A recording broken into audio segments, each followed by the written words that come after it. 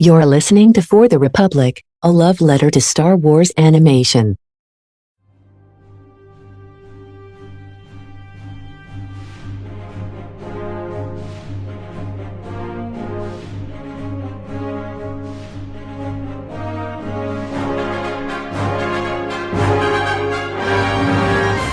Hello there. Hello everyone and welcome to another edition of For the Republic, a love letter to Star Wars animation. We have a really fun group of episodes to talk about today. We get to be introduced to Hondo Ohnaka for the first time in the Clone Wars. And then of course we have our first ever Q&A segment, which we will be doing after the episodes. I am very much looking forward to that. I am one of your hosts today, Andrew, and we got the full crew here today. Don, Jake, and Conor are all here. They're coming off a very stressful story group meeting, but everyone's back here now. Yeah, SWEF, for those who don't know, SWE fiction. Yeah, it gets pretty hectic. Fucking die. That too. Very excited for what is to come over there, and we can't tell any of you anything, or else we will all be killed by Austin. There's a red light there. I see a red dot near my roof. So yeah, what just flew through my window? Why is there gas in here? It's like, what is this NDA that suddenly appeared right in front of me? It just you have violated your NDA. The little bead in your neck will now explode, and you will die. Very violent. We take story groups here very seriously at For the Republic, but we're here more seriously than Lucasfilm does. Well, yeah, that's another discussion. We try at least. We try. Definitely more serious than DC does at the moment. Oh, I'll just say that. Let's not get going on that. All I'll say is, if Star Wars release was, that girl, is all I'm saying. If Star Wars was owned by Warner Discovery and not Disney, I would legit consider stopping this podcast after this last week. Hey, I mean, I'm on vacation right now, and Ezra Miller just got arrested in the state next to where I'm at, so maybe I should go help the hunt. Oh, but remember, I got called out for shitting on Ezra because, you know, we just don't know the facts by some, like, blind Ezra Miller defender. Gets arrested again today. So, yeah. Well, what are you going to do? But Batgirl had to get canceled. He got arrested again? Yep.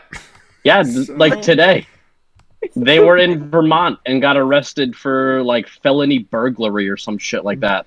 I swear they are an absolute menace. Busy-ass day for real-world news. But in terms of Star Wars news, nothing today, but we did get the Andor trailer last week, which I thought was beautiful. This show looks so high quality, it's insane. I thought about to say this show looks so high, and I'm like, yeah. Yep. Yeah. Yes. Oh, it looked so good. And I'm so excited to see how they because this really feels like Tony Gilroy and the whole team there are they're really gonna delve into so many different sides of the conflict. Like, we're not just gonna get to see the Empire's view. We get to see the Senate. We get to see the rebellion. It's just especially because they're not shying away from the politics at all. I mean, you straight up had who was it? The lady that's playing Cassian's adoptive mother. She literally was like, "Yeah, the bad guys are the fucking Trumpies." She straight up said Trumpies. Fiona Shaw. Love that. Fiona Shaw, also Aunt Petunia in Harry Potter. I didn't realize that was her until very recently. I was like, "Oh shit, Potter connection." But yeah, no, that trailer looks amazing. I already know I'm gonna love most of these characters in this show. A real bummer that it got pushed back around a month, especially for us. Now we have. I'm glad I got to take off that day. Well, that's good. That's good. But I specifically took off September 21st. That first I'm gonna be in class from 8 a.m. until 6 p.m. that day, so I'm just gonna pull an all-nighter on Tuesday night and watch them before I go. I was gonna say that first episode of our Andor recaps is gonna be the longest episode of all time. So get ready for that. If it's 3 hour-long episodes, 6-hour episode, we'll be fucked. But we'll get there. And then the other thing is, the Lego special, which was absolutely I still haven't beautiful. seen it. 10 out of 10, show-stopping, greatest I sequel need to trilogy watch content it. we've got since 2017. It's good. I really liked Other it. than Like, the other liked two it. Lego specials. I really enjoyed it. It got me very emotional. I want to do a standalone episode on that sometime this week because I have a bit more spare time this week than I normally do. So hopefully we can get that done. And then the other thing I just want to plug before we get into Clone Wars is I put out another book discussion on our feed of Brotherhood. I had Maddie of the Night Sisters podcast on with me. That was such a great episode. Dropped that yesterday, so if you have not had a chance to listen to that, please go ahead and do that. It was a really fun episode, and I love having more people on to talk about the world of Star Wars publishing because it is goated, and this year in particular is one of the best years that we've ever had for Star Wars books. And High Republic Phase 2 hasn't even started yet. Hasn't even started. Oh my god. Yeah, I already had like Brotherhood, Shadow of the Sith, and like, you know, just in terms of books I haven't read, like the conclusion to like E.K. Johnston's Queen's we've had story. Queen's Hope, we've trilogy. had Fallen Star, Padawan, we've got Oh my God. Speaking Han of and Leia Shadows book of next the week. Sith, though, Shadows of the Sith, I just want to say, fuck all y'all. Ochi was right for killing Rey's parents. Oh, What? Oh, No. Slander. the aforementioned bad take dispensary has appeared once again. Yeah, for my other co-host. Jared! Oh, Jesus, I'm gonna have to unpack this once I finish it because I still haven't finished Shadow. of the I Sith. haven't even started it yet. Same. So I've It's just good. finished chapter It is 11. very good. all But right. I yeah, think so I'm on far, like just- 20. It's already healing Wait, my, you're not done? No, No, I'm on of chapter course 11. I'm not done. What are you? Connor, I didn't touch the book for like the last 3 weeks. I only started reading it again because I'm on vacation. I mean, fair, but I feel like I don't know. Hopefully you don't, hopefully you come around to that take of yours. Because I was like, oh, we finished it. I can see why. I can possibly see why. No! I just feel like No, Rah. no, of course not. But that scene was ridiculously stupid, and I won't say anything because Don hasn't gotten to that part yet. But it was so dumb. Oh no, because I was just gonna say this book has already started like healing my issues with the Rise of Skywalker, particularly See, where I'm the same Theo is way. concerned. But like, yeah, I'm the same way. I'm very interested to get to that point now. That's all I'll say. It legit is like, don't get me wrong, I don't think I'm ever gonna like the Rise of Skywalker, but it's gotten me to like accept a lot of the story threads that ended up like the sequel trilogy ended up taking. But there's one specific scene that deals with something outside of the sequel trilogy, and I'm like, oh motherfucker, that was just stupid. Jake, just DM me. I'll DM you Curious after the podcast, or maybe like in 4 days when I get enough sleep to recover from the last like 4 hours. Okay, fair enough. I'll probably forget to ask you to DM me, and I'll probably find Anyways, out guys, myself. we have a podcast. Anyway, to record. Clone Wars. Yes, of course. Andrew's just sitting here like the Mike Wazowski meme. I'm just like, all right, I'm gonna let this play out in real time. This is an episode about Clone Wars. Yes, we are here to talk about Clone Wars and space pirates and Specifically Count Dooku. sassy Count Dooku. Yes, indeed. Yeah, Count Dooku's a space pirate. He is, in fact, a space pirate. Dooku Captured was directed by Jesse Ye. It was written by Julie Siege, and the moral of this episode was the winding path to peace is always a worthy one, regardless of how many turns it takes. This episode was fun as hell. Specifically in the mindset of there are so many great Obi-Wan, specifically one-liners in this episode. Oh, yeah. I wrote down like He was 6. so snarky. He was like, there are so many, like, if you look up like Obi-Wan sass compilations on YouTube, like 8 clips are from this arc alone. Like, I honestly forgot, like, we were talking last episode about how funny Bombad Jedi was. I found myself finding this episode to be just as funny. It was goddamn hilarious. We start off, Anakin has gone missing, trying to capture Dooku. He has been arrested himself, and we get to see Obi-Wan's little Buzz Lightyear cosplay spacesuit at the beginning of the episode, which was always nice to see a new outfit. Yeah, that's true. That's right. Good point. I described it as delightfully retro in my in my notes. There's fantastic. another thing in this episode that is incredibly delightfully like straight out of 1950s B movies that I definitely want to talk about. But we see this at the beginning. Anakin is broken out by Obi-Wan, and we get one of my favorite lines in all of Clone Wars, where Anakin's talking about, how can I be a master if I'm always getting caught? At least you're a master at getting caught. Very funny. At least you're a master at getting caught. It's just love that. I had that written in all caps in my notes. It's like this episode, like you said, is a gold mine for Obi-Wan trolling and one-liners. Like my favorite, I'll get to my favorite one-liner of Obi-Wan's later on, but man, this is such a good episode for Obi-Wan. And also, there's actually kind of some unintentional, maybe parallels with the Obi-Wan show. Like when Obi-Wan breaks into Anakin's cell to save him, which is already kind of like Luke saving Leia in A New Hope. Anakin just pounces from the ceiling and tries to attack Obi-Wan, which Leia also attacks Obi-Wan when he comes into her cell in the show, trying to save her. Which I just thought, man, that's just it's. I'm probably they probably didn't look to this episode specifically when writing that show, when writing the Obi-Wan show, but man. Watching them back to back, it's Leia is Anakin's daughter through and through. Yeah, no. I wrote down that this is the ultimate sass episode, in every single way. And just the opening of this, I really enjoyed. So they confront Dooku. Anakin and Dooku kind of start going down this slide thing.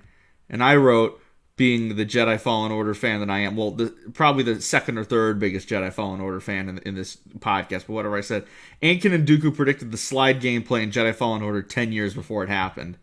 They're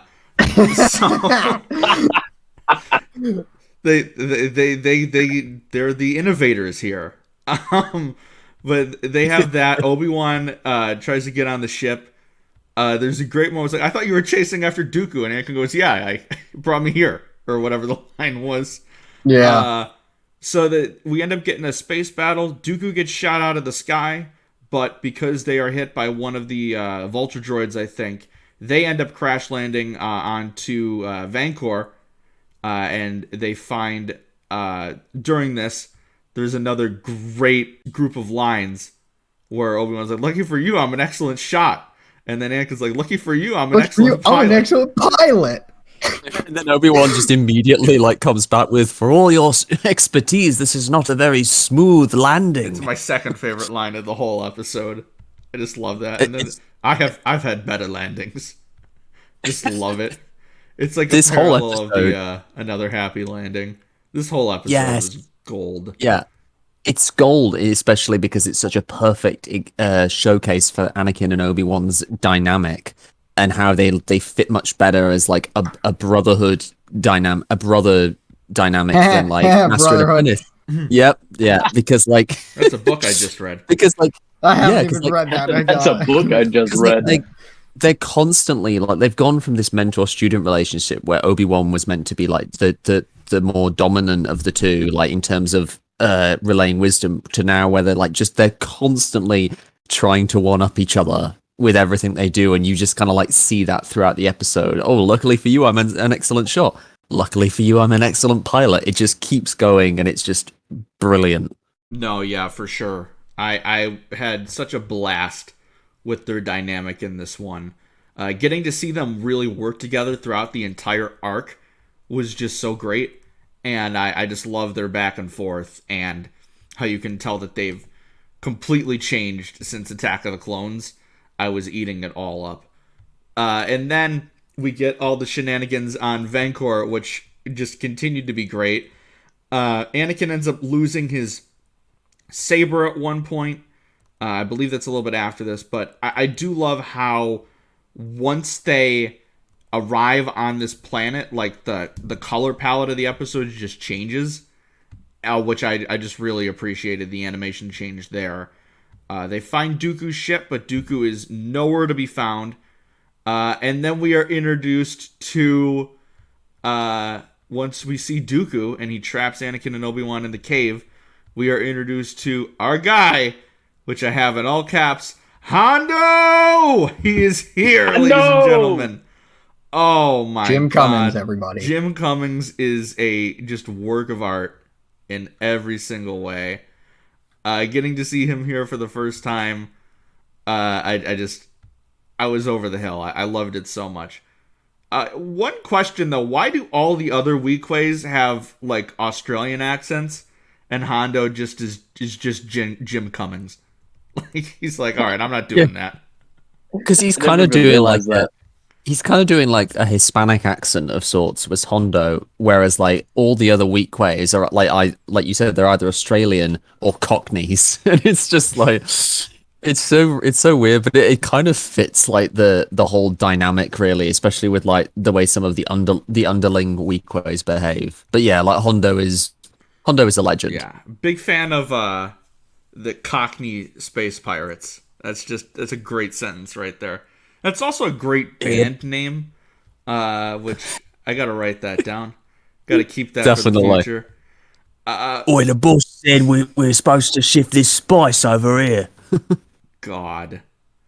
The Gundark chase scene as well. I was laughing the whole time. And it just reminded me, because when I was a kid, you know, you hear that line in Attack of the Clones of like, oh, I haven't seen you this stressed since we fell into that nest of Gundarks. And I was like, what the hell are Gundarks? And then we see what they are in this episode. And they're scary. Damn, I'd be stressed too. Yeah, if I fell into a giant nest of those, especially if this How one... is- I like how is it Anakin is trying to fight it. I just realized the connection there. Oh my God. I straight up just did. I can't believe it. Wow. They say Gundarks like 4 times. I know. Sorry for not picking it up. Gundarks go as far back as apology. Gundarks actually go as far back as Empire as well. Like when Luke's recovered from like the Wampa attack, like Han says to him, "Oh, you look strong enough to pull the ears off a Gundark." So it's like this is like a payoff that's like years in the making. We finally see what a Gundark looks like, and it doesn't disappoint. They are very intimidating, and I just love like Anakin being chased by it and Obi-Wan just like hanging in the corner, like just trolling Anakin. Yeah, while he's just like fixes it. standing there watching him run away with no lightsaber. And we've got like more of that like Obi-Wan and Anakin banter where he scolds Anakin for like losing his lightsaber, like, oh, that is a feeble, like Anakin says it, a rock knocked it out of his hand, and he's like, that is a feeble excuse. And then he goes to activate his, and it gets it's not working. He goes, silly Fizzles thing. out. And Anakin's like, oh, you don't suppose it was hit by a rock, do you? Great. Their dynamic in this episode was really cool. I just love how Anakin, like, because he loses Obi-Wan at one point, and then Obi-Wan pops up, he's like, Master, you're alive, and then Obi-Wan immediately just starts just sassing immediately, which was great. And then just how casual he is during the whole thing. Like, Anakin's close to dying. He's like, I thought Gundarks were only on Vancor. And he's like, all right, well, then this must be Vancor. And just, like, just completely moves on. He's like, are you gonna help me? And then he just yeets the freaking rock at the thing. Just so casually. I was like, whatever this episode is on, I am all for it. Literally the same thing he will do to Vader like years later. Yeah. Oh yeah. Yep. This is where he got the idea. It's like, oh, what did I do with that Gundark again? Oh yeah, here we go. Just throws all This the is rocks. this is what I like to call the Gundark maneuver. Perfect. Tosses a rock. Vader's that's one just of like my. Vader's just standing there going like, oh, I should have seen this coming. It's like, God damn it. I think that's one of my favorite sort of mini tropes, quote unquote, of Star Wars, where it's just like you see Jedi, and like obviously it's because they're Jedi. They do like the most insane stuff, just like so casually. Yeah. Yeah. Like it shouldn't shock Yeah. me, but every time something like it happens, it does. Just so casually just lifts up like the biggest boulder you've ever seen and just pelts it at someone. Like it's just beautiful, beautiful stuff, and that you can only really see in Star Wars. But as I mentioned earlier, Dooku is captured by Hondo's pirates. But I do want to point out this ship that Hondo has, the flying saucer thing. I said it's just straight up like 1950s sci-fi B movies right there. Just the sound effects and everything. Yeah. I'm just like, it's about like, I was wondering like when you would ever see like one of those UFO flying saucer type ships in Star Wars. And here we go, like right in this episode. I got a little behind the scenes note from Wikipedia when I was looking this episode up. They said that the episode commentary revealed that they had planned on using a ship like this since the Phantom Menace, either as a Trade Federation ship or as an Alderaanian vessel, but it wasn't until the production of Dooku Captured that they finally got the chance to implement an idea. So this is an idea that Lucas has had for years at this point. Finally gets to bring it on there. And that would have been interesting as like a Trade Federation ship, like if that was the droid control ship in Phantom Menace or something like that. But I think I like it better as just like these cheesy space pirates use it as their ship, as their hub that Dooku eventually steals at the end of next episode, spoiler alert. And then we never see it again. He's like, I don't need this. Got this cool looking flying saucer. I'm surprised we never saw it in Rebels. Like, I feel like that would have been such a cool like animation style to see. That would have been really cool. Software dish in Rebels. I mean, it makes sense that we don't, because like Hondo by that point has been kicked out of his own like gang, so he's just kind of like making it on his own, really. Because I always thought the gang got destroyed, but apparently not. So he must have been kicked out. Oh, he's got his new gang of the Ugnaughts. And he just steals. God. I love that little guy. Rebels is going to be fun when we get to that in a decade. But Yep. yeah. Yup. I'm excited for it, though. So we get again, Ahsoka and Rex show up like real quickly at the beginning. And then they show up here like right as it looks like Anakin and Obi-Wan are about to die because they set off some like toxic gas that got loose in the cave, and it's like, oh, they're dying. And then we see the rocks break open, they save them at the last second, and we get another one of my favorite Obi-Wan lines here where Anakin is just struggling to talk to Ahsoka. He's like, yo, we didn't need help or anything, and Ahsoka just gives him this look. And we get Anakin go, chime in anytime. And just long pause. Oh no, I'm enjoying this far too much. Yeah, Obi-Wan's... He's like, how does it feel to have a Padawan, have your Padawan constantly sass you? Again. And like, Ahsoka doesn't even say anything. She just like frowns, which is great. It's just, it just speaks 1,000 words. Yeah. It's like, he's being Anakin again. He's just the worst. But I found that really funny. So they talk to the council, they talk to Palpatine, and they're sent to Florham to get Dooku. Now this is one part that did confuse me, because it specifically said that they need to go unarmed to get him. But then, so that means that Obi-Wan wouldn't have brought his lightsaber to the planet with him. But next episode, he gets his saber from one of the pirates. So how did that happen? Like, I'm just... Oh. Dave's like, who cares? We need a cool action scene. So... My head... As George Lucas said, fucking continuities for wimps or some shit like that. Yeah. Yep. I think that's the exact quote. Continuity is for wimps. Yeah. So that's the example there. But they arrive in like their little pirate cantina once they do arrive on Florham.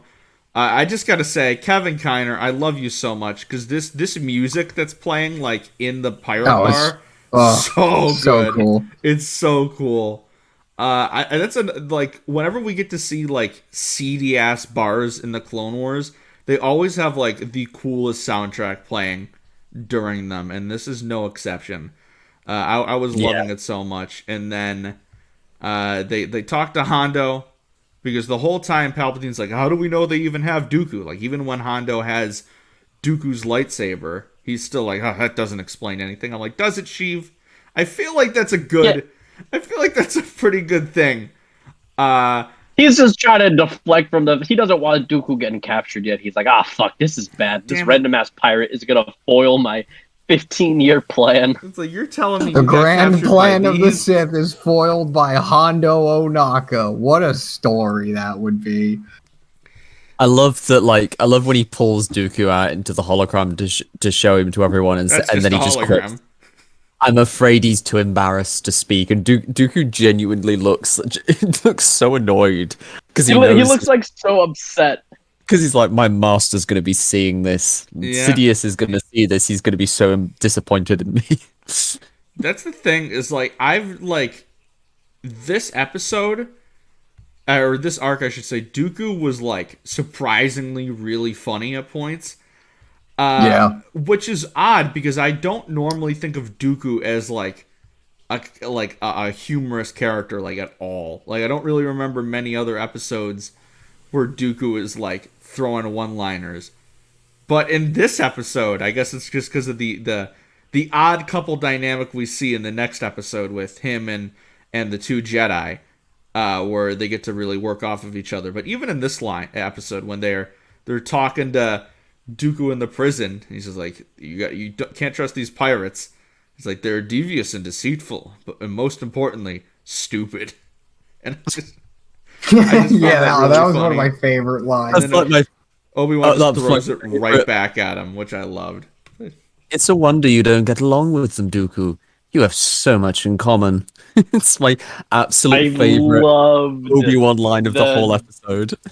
It's just so I funny. love the disaster lineage going on here, because obviously Qui-Gon's dead, so he couldn't be there. But it was still so fun to see Anakin and Dooku and Obi-Wan all interacting together, because it's like, y'all are all like this because Yoda, basically.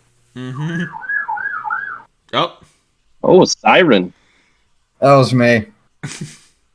What did you do, Connor? I didn't do anything. Did you commit burglary felony in Vermont? No. He kidnapped a Sith Lord. I kidnapped Plagueis. He's not dead. Yeah. No. You kidnapped Grogu and trying to take out his blood to make clones. No. Nah. I kidnapped. You're literally Dr. Pershing. I actually did capture Grogu. I am Dr. Pershing. Well, that is good to know. If you end up doing our next episode in a prison cell, we know why. Yeah. Here's Conor on next week, live from prison. It's for the Republic. We'll podcast the Jedi Crash episode while we try and break Conor out of prison. Yeah, out of all the episodes for me to be broken out too. Ayla Secura. Speaking of Ayla Secura, there's a specific note that I said here. Literally, I don't remember what part it was from, but I literally just said, I just know Connor's gonna simp for that weak way. No. I know exactly what you're talking about. No, I in fact did not simp for that weak way. I do not believe you. No, I did not. Otherwise, I would have said I would. There's a weak way that I'm simping for in this episode, but it's for a very different reason. It's that one that it's Hondo. It's Hondo, yeah. But it's that one that we see near the end in the background that just punches a Jawa and the Jawa just goes flying across the screen. That was so funny. It's a great background gag because I made note of that as well. Because the Jawa gets knocked across the room into that one weak way, and then the that weak way attacks the first weak way, and then the Jawa just gets up and just leaps onto the two of them and just gets back in the fight. It's a great I didn't even see that. I'm pulling Disney Plus up right now. So, seriously, the Jawa just leaps across the room like it's a Jedi and just gets right back into the fight. I was just dying during that. And then this is also where I noticed, all these weak ways just have Australian, or as Don said, Cockney accents. And it really Which scene is that in? It is right before we have the scene where they're drinking at the bar and they try to like drug them. It's a little bit before that, if I remember correctly. Okay. See, Yeah. I was gonna say I didn't say before when we talked about Hondo being introduced, but I think what the Hondo is really cool because like, and his whole establishment on Florum feels very new, and the music is a really big part of that because it has this really kind of exotic, different feel from a lot of the other Star Wars locations. And you know you've also got like Hondo who's like he's sort of like a mirror for Han Solo because he's very kind of like he brags a lot. He's very much kind of presenting himself as this like figure who can't be beaten. Basically, this figure who's much more impressive than he sort of is in real life. Whereas, because you know he makes all that like cockamamie story up about how Dooku was no match for his men when really it was just deceit and trickery that led to them capturing Dooku. Hondo just throws the payment line at him, and then he just eventually gets captured when they find his lightsaber, and just really dug that. Yeah, and I like how Hondo is like very kind of like shrewd, where he's like, well, because Dooku immediately tries to be like the politician and go, well, you know, if you want a ransom, I can arrange for it to be paid because I'm part of the Separatists, and Hondo's like, I think the Republic would pay more for you. They would pay more for you, and then it leads to the whole ransom thing where Palpatine sends Jar Jar and a senator to deliver the ransom, and then that just delves into next episode. So Obi-Wan and Anakin, they're invited to this banquet by Hondo and the other pirates. We see a bartender quickly slip something, this like powder, into their drinks, but like super duper quick. Like Anakin and Obi-Wan just use the Force and switch out the cups, and they cheers. And then it has the ending shot of this episode, just to show just how much of a like maniacal this episode was. Is it ends with them cheersing, they're drinking, and then the two pirates next to them pass out, and then there's just a wide zoom out for the ending shot, which I just loved. I'm like, this is so chaotic, and I love every single second of it. I just saw the fucking Jawa. I know it's great, isn't it? It's a great like gag. How did I not notice that? More Jawas in fight scenes, please. Yes. Now I'm just wishing that like on Tatooine at the end of Kenobi, like Tika would have just shown up when Reva was like chasing after Luke, and just decked her, just started just Speaking chasing of after Tika, her. my first fucking Kenobi Black Series arrived, and it was Tika. So I just got Tika sitting on this shelf by himself right now. None of mine are here yet, so I did get that Lola plush that I forgot I ordered that speaks. So that was a pleasant surprise. It speaks. When I saw that was like adorable. I was like, this is my new friend. I don't have any place for her yet, but You saved her from Alderaan. yeah, I did. Would have died a gruesome, horrible, explosive death, and I can't have that for my little droid friend. But yeah, no, this episode was a hoot and a half. I loved it so much, and I am so happy that we finally got to this episode, because I forgot just how hilarious it was at points.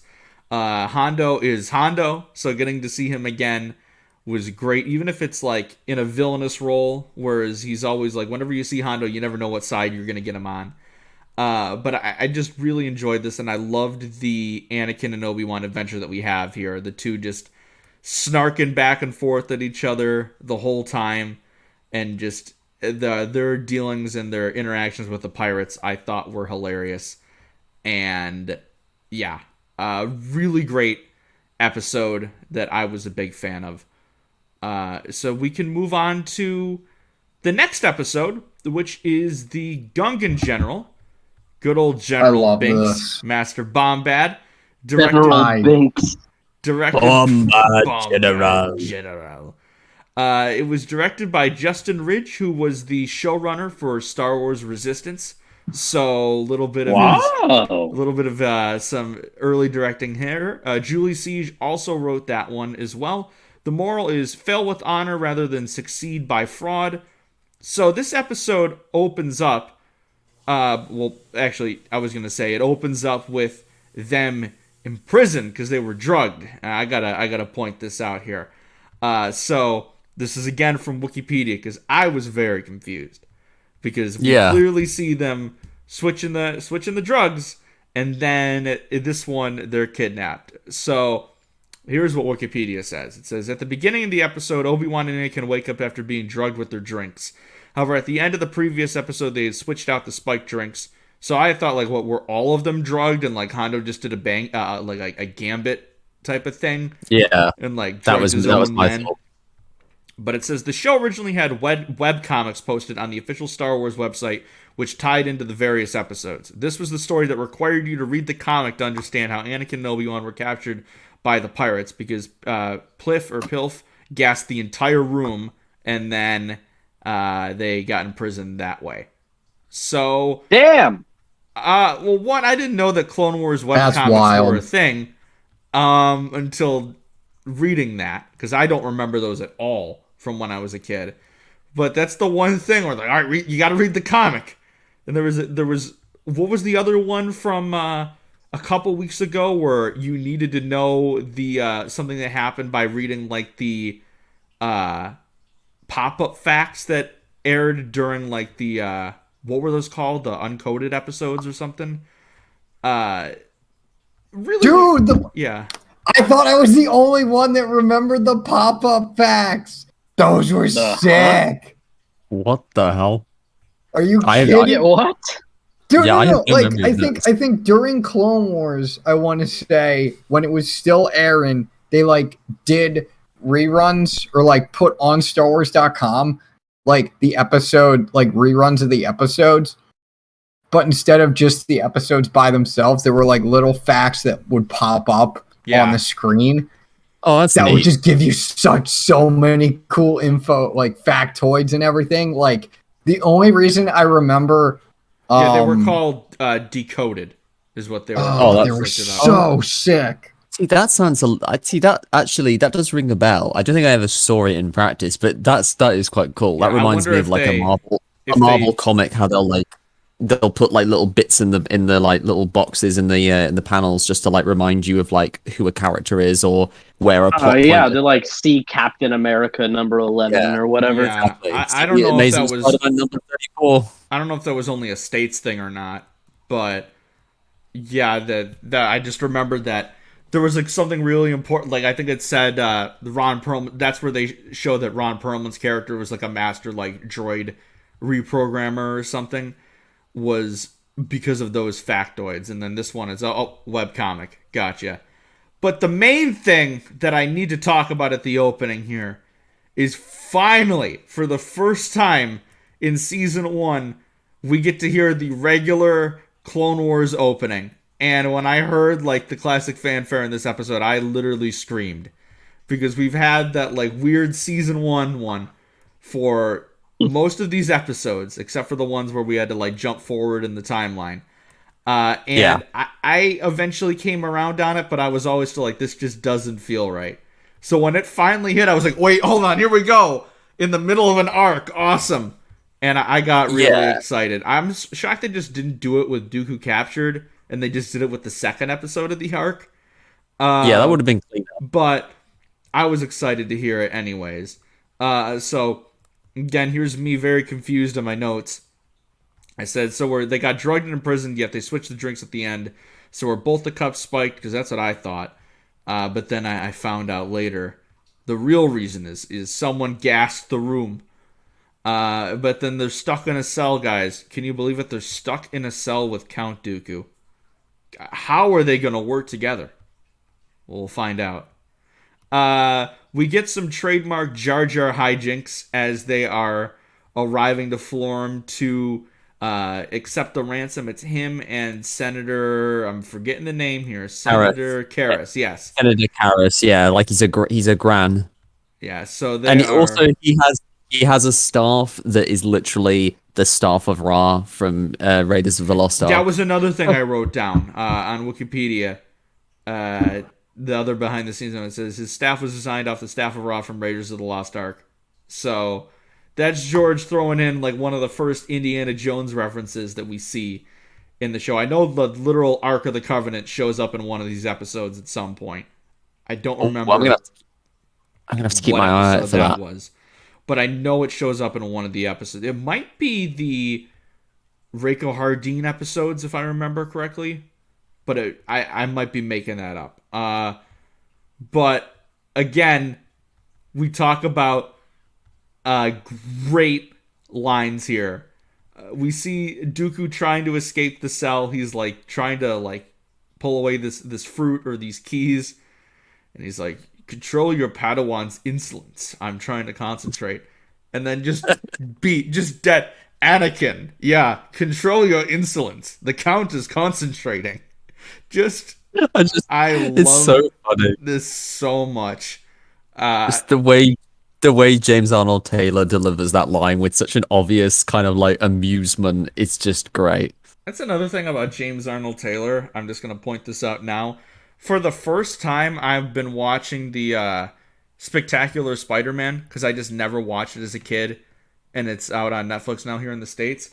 And hearing him voice like Harry Osborn is so different than Obi-Wan because he just has like this whiny little kid as Harry.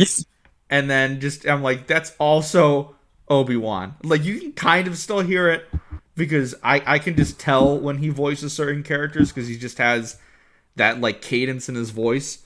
But I'm just like, this is so weird. Great show, by the way. I don't know why.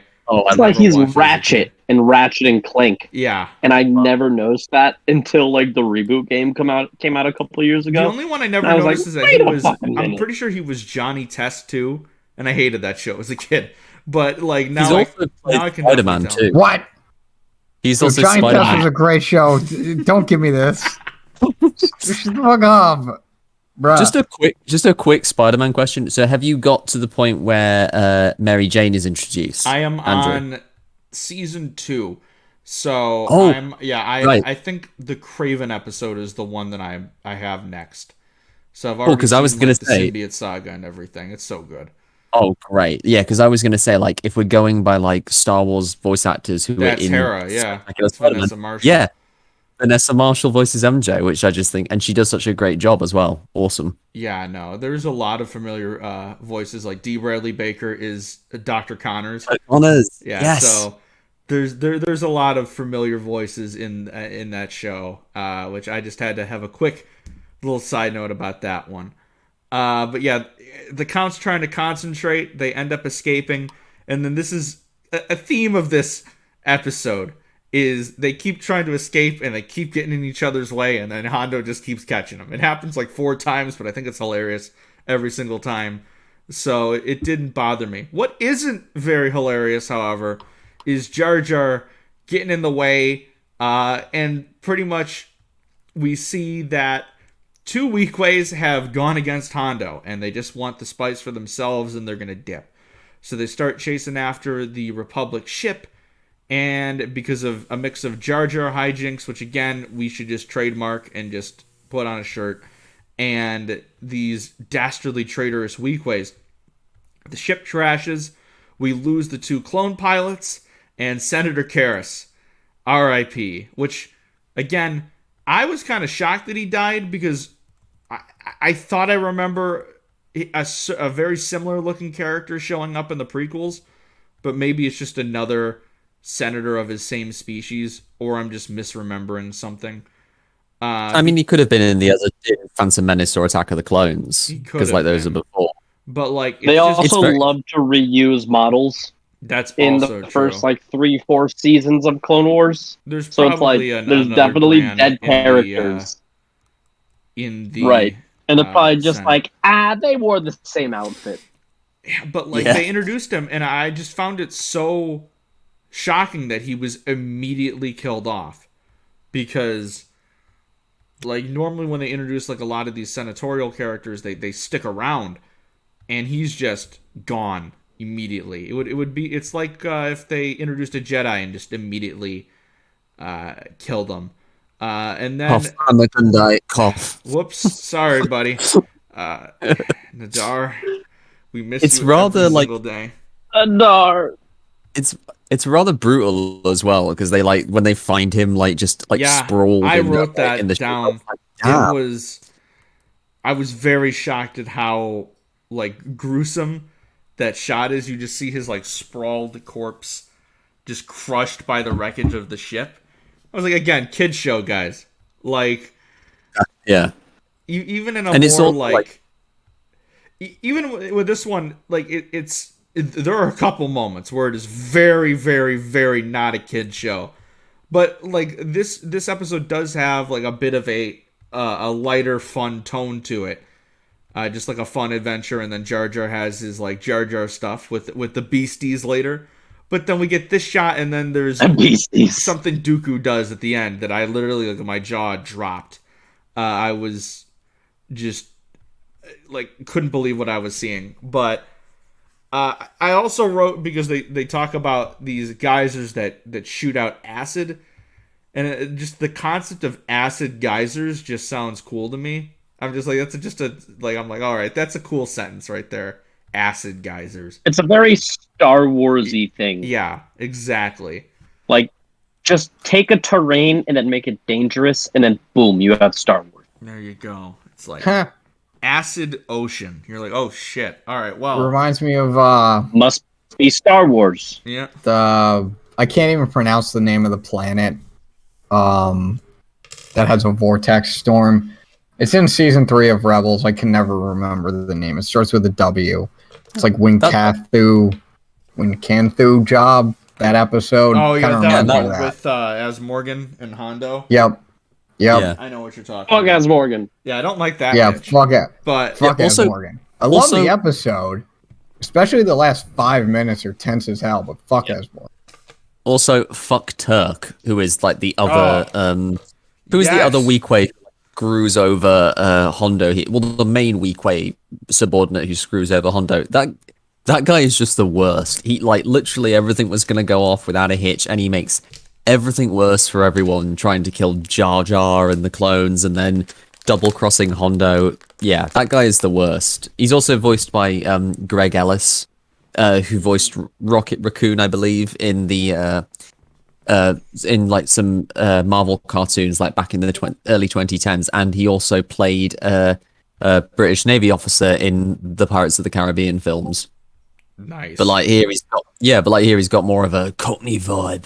Yeah, I'm gonna double cross Hondo, make off with all that spice. He just loves that That's spice. so fucking good. That's really good, That's Jim. That's really really good, Don. God damn. That's We got to get Wow. you.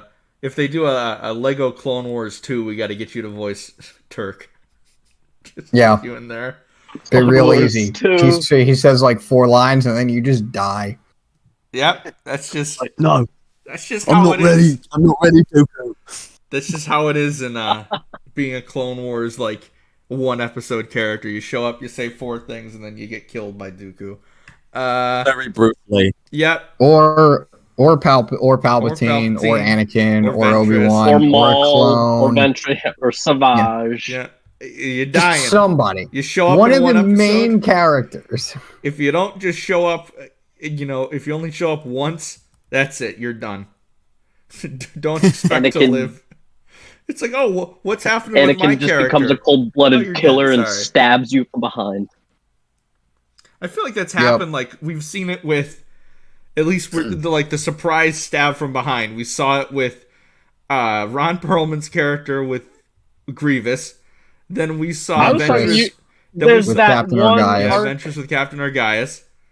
It's but there's the guy later on where they got Satine hostage, and he's like, "Who will deem themselves a cold-blooded killer?" yeah, that's And Anakin one of my just favorite stabs him, scenes in he's the like- entire show. What? He was gonna Same. blow up the love- ship. Yeah, Yeah. I that's dude. love that. It's not the we gotta- fact that he stabs him. It's the fact that that was his reply that kills me every time. What? He was Yeah, gonna it's blow the up the fact that ship. he's so calm. It's the fact that he's like we have seen like I'm hesitant to get into this because we obviously are going to cover this Oh, when we get to Voyage. it's gonna be my favorite. That's like so good. one of my favorite episodes of all time. I am Me so too. looking forward to I that one. love that Voyage of episode so Temptation. Oh my god. Unhinged Anakin is best Anakin. He's gonna blow up the ship. Oh god. All right. Well, now I'm getting sad because I'm like, I want to talk about that episode, but we're here. We'll get We there gotta in get like to the Q&A. Yeah, these ones are very Hold good. on. But again, Dooku, Anakin, Obi-Wan, they try to escape. They run into Hondo. He's like, oh, I thought we were going to be friends. And then they're just right back in the prison again. But we do see Jar Jar, because one of the clones is like, are you in command, sir? And he's like, no, it's actually Representative Binks, because he's the highest ranking one. So is that how that works? So if like the clones die and the sender die, like is the nearest Senate member in command of the mission? Apparently so.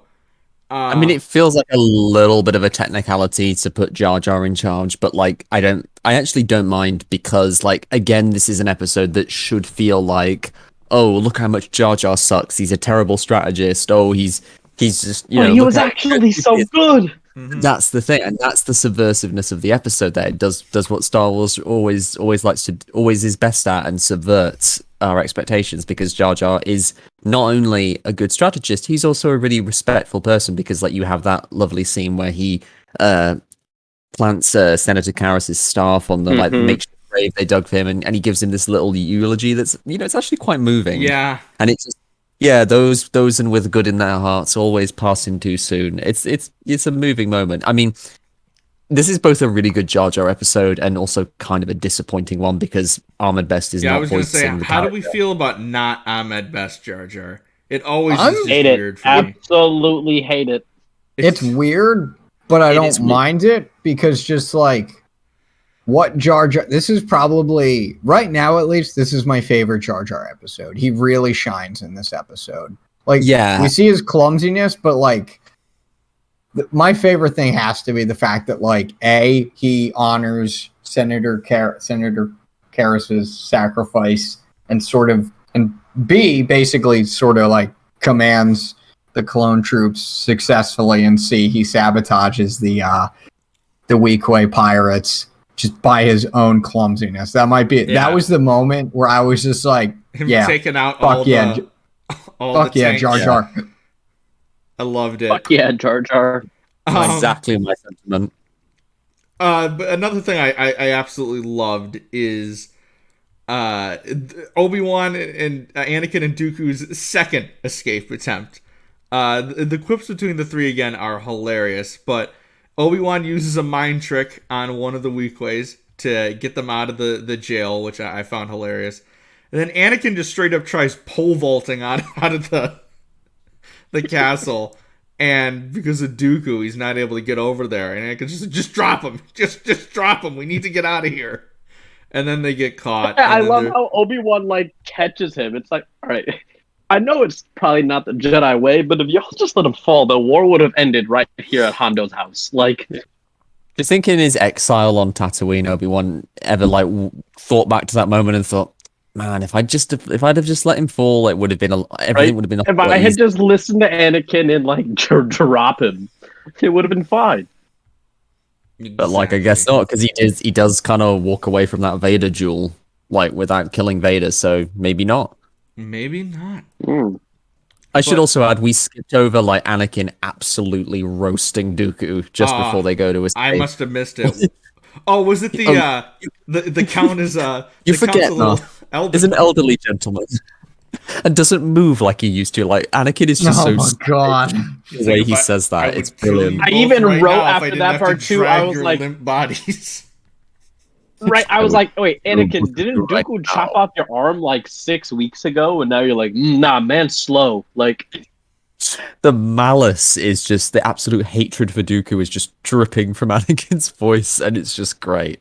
Also, as someone who did track and field in high school and some of college, Anakin doing a pole vault was just phenomenal. Did you do the 3-person handcuff pole vault in high school too? No, I ran track. I ran cross country. Sweet. It was a joke, Connor. What? What'd you say? It was a joke. 3-person chain together pole vault. You're just like, no. I ran cross country. I mean, if I'm being honest, Andrew, I wouldn't put it past some of the people at my high school to attempt that if they thought of it. So, yeah, this is Fair enough. High school kids are crackheads. Yeah, everyone's still Yes. feeling the aftermath of that story group meeting, and I wasn't even in the call. Don't don't remind me. They're still talking.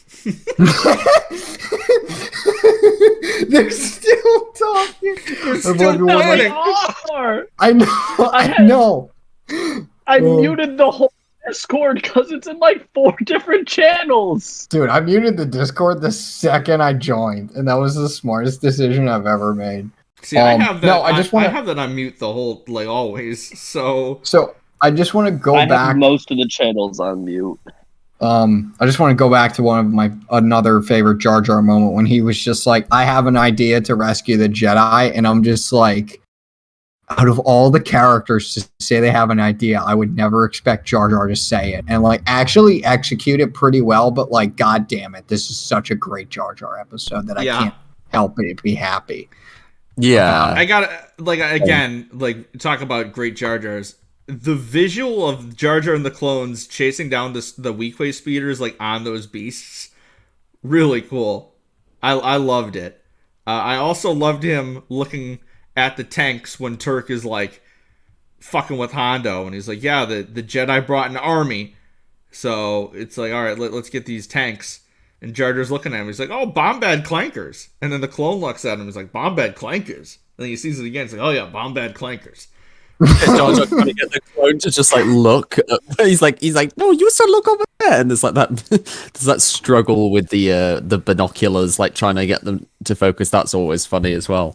And, the clone misunderstands him at first. He's like, Bombad Clankers, and he's like, no, you said look over there. Ah, Bombad Clankers.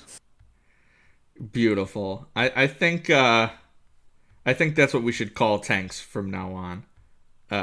Bombad Clankers. Yeah. Yep. Bombad Clankins. Yep. Yeah. Love it. Hondo must have done something at this point, because in my notes I say, God, even when he's the villain, I love Hondo so much. Oh, it was the torture shit. I don't know why I wrote that, because that was kind of brutal, where he just is torturing the Jedi. But I guess I found that funny when I watched this. So, because Anakin will not shut the hell up. Yeah, it's like Anakin, stop talking. Obi-Wan is literally. Is that the part where the power goes out and Hondo was all like, "What happened to the power?" Yeah, I was having fun. Yeah, yeah. was having fun torturing Jedi. God, but as we say, we see Jar Jar really get the spotlight here. He volunteers to negotiate with the pirates and ends up in his, trademark Jar Jar way, destroys all the tanks and the power lines just by fumbling into one of the tanks, and then destroys all the rest of them. It was chaos. It was beautiful, and it led to everything just derailing. So they're able to escape. The Jedi get their 2 sabers back. When the power goes out, Dooku just hightails it out of there, and then we see Turk die a very brutal death. Again, kids show my ass. Again, shit's going down when you just hear the force choke sound start going. Oh yeah. Every single time you're like, uh-oh. Yeah. Something's happening here. And it's the way he just after he breaks Turk's neck with the force, he then just brutally throws his body to the side so casually. Doesn't he just use curls Turk to kill, or does he? Yes. Yeah, he forces him to shoot him. Weequay, and then it's literally first class. Neck. It's literally X-Men. It's literally X-Men first class when Magneto's in the bar with the Nazis, and he makes one of them shoot the other Nazi with the gun. It's awesome. Speaking of X-Men first class, when are we gonna see someone in Star Wars kill someone with a coin like Magneto does in that movie? We need that. I mean, that would be a very Vader comics kind of that thing. would be a very Vader comics type of thing, now that I'm thinking about it. Maul would probably do that. Like maybe if we do like, I don't know, a season 2 of Obi-Wan Kenobi and you have like him taking down Darth Maul's thing from within with the help of Kira, you could have Darth Maul kill like, I don't know, a pike or something with a coin. That would be dope. That would be cool. Either that or just Yoda just does it. Just doesn't make any sense. Just does the most violent thing in the world, and it's just like, oh no, Jedi don't do that. As he does The that. 3 I will. Yeah. Move the coin I will. Through your head it will go. Oh, This that isn't was Clone scary. Wars Yoda. This is Empire. Yeah, this is Empire Yoda. pre-Empire. If they try to take his lantern, Yoda just finds the nearest coin and just destroys everyone with it. It's a very violent headcanon.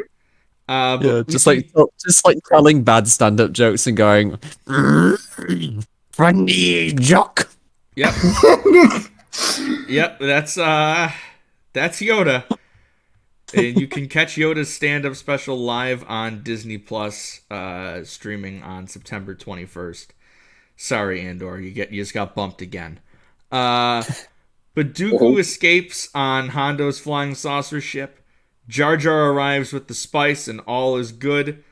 I just love how this ends because we see the Jedi just leave. They don't care that they got captured. Just another great Obi-Wan line. It's like, yeah, we have no quarrel with you and we seek no revenge. But then he's like, oh, you'll find that Dooku doesn't share our same sentiment and he knows where you live. And Hondo just has this look on his face. like, oh shit, He's like, I messed up. But yeah, no, again, another really, really fun episode. Obi-Wan as an Obi-Wan stan was just tremendous in this arc. The Jar Jar stuff, I like some of it, wasn't huge on some of it, but I do like the majority of it. And then all the Hondo stuff was great.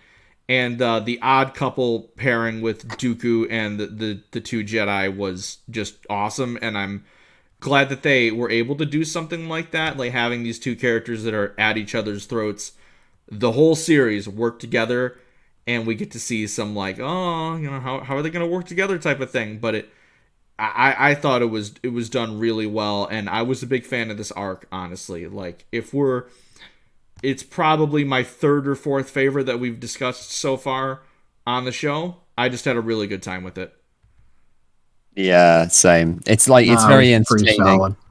and it's a really good introduction for Hondo as well. Because like some characters, like I would argue, like Cad Bane later on, they have somewhat like awkward introductions into the show versus how they're handled in later episodes. But like Hondo, He gets a whole this arc is a really for good himself. Yeah. Yeah, and you get this whole kind of, you get a sense of who he is and what he's about. Like he's this pirate who very much loves being a pirate. He loves that pirate life, but he also has an interest in honor. He actually has something of a code, even if it's very malleable and subject to change depending on, money.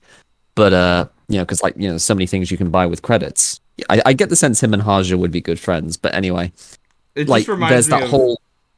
I was gonna say, it just reminds me of that great line from Rebels. Was one of my best friends was a Jedi, or at least I think we were friends.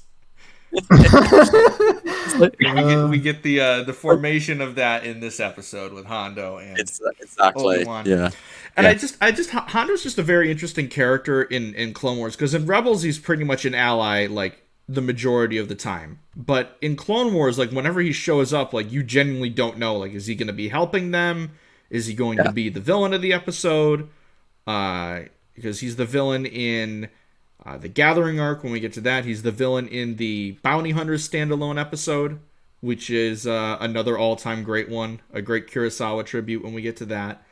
But this was a really fun one. If I had to pick a favorite, Dooku Captured is my favorite of the two, but I thought both were really close together.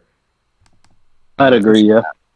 I think Dooku, just in terms of like one-liners and like set pieces, I think Dooku Captured has the edge, because I think I really like the Gungan General, but I if there's like an issue, because we've obviously said how this is a good episode for Hondo, but like I feel like the episode also at the same time misses an opportunity, because like he never finds out that Turk double-crossed him. Like Turk basically gets killed by Dooku, and that's the last we hear about that character. Like we never really get this moment where Hondo maybe has to like be humbled by the fact that his own organization kind of like messed things up for him. Yeah, I didn't think about Because, that. Like, he still technically thinks that like the Jedi did Yeah. send tanks. It's true.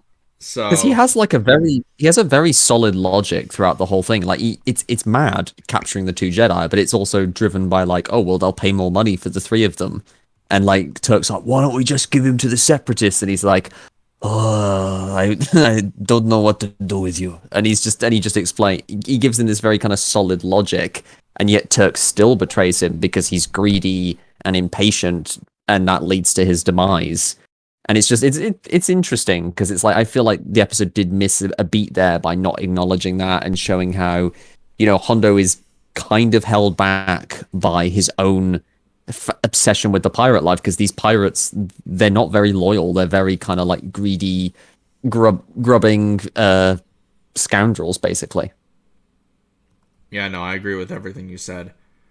Conor, what about it? Do you have a preference for the two episodes, or Out of these two, I would actually probably have to go with the Gungan General, just because, like, to me, the absolute highlight of it was just seeing Jar Jar sort of still be his clumsy self, but also step up in a little way as a leader.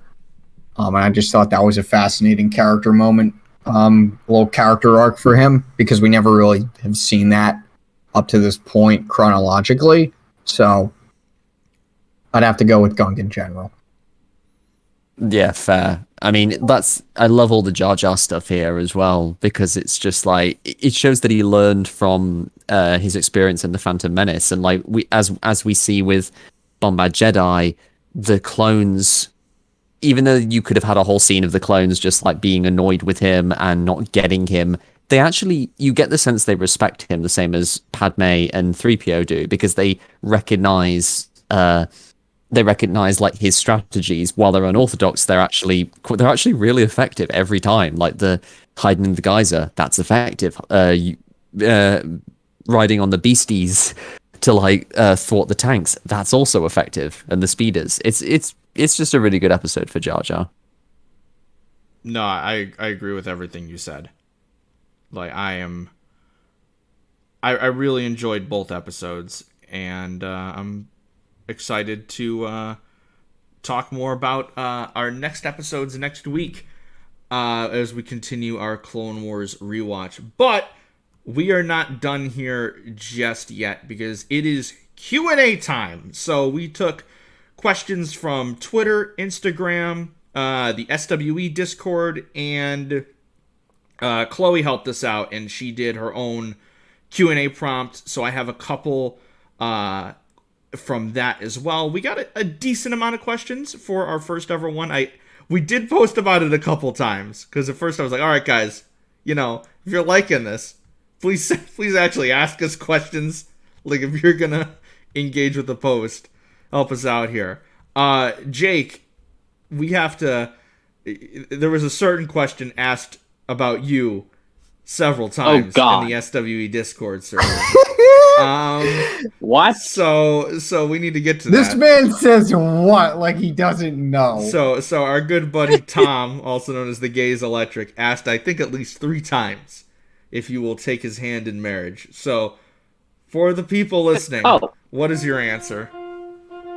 Fucking obviously. Wow. All right. And I thought we had something special, but I would leave me for Everybody Tom, too. wants me. I would leave me for Tom. It's just, that's what you get for being the looks of the podcast. Like, it just happens. It's the hair. It's the hair. It's always been the hair. It's always been the hair. But yeah, congrats. We got our first proposal live on air. So that was great. The first one that we have, this is more for Conor, I think. Star Wars in a Galaxy asks, how awful is Pong Krell? Son of a bitch. Motherfucker. Yo, all right. I just gotta say 3 words. Fuck Pong Krell. Yes. I think that's all we need to say there. Fucking hate that guy. Fuck Pong Krell.